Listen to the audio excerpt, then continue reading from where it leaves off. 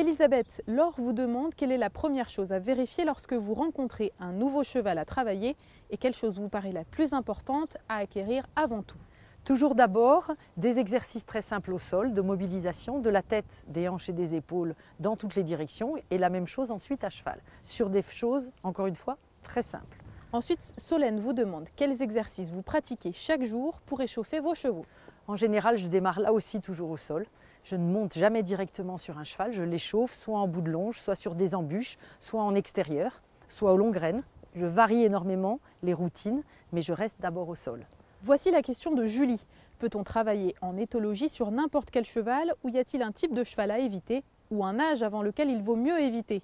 Peut-on travailler en éthologie sur un cheval de club ou faut-il un cheval personnel? Pour moi, l'éthologie, c'est une manière d'apprendre au cheval. Donc ça concerne du poulain nouveau-né jusqu'au Grand Prix de dressage en passant par toutes les variantes de l'équitation.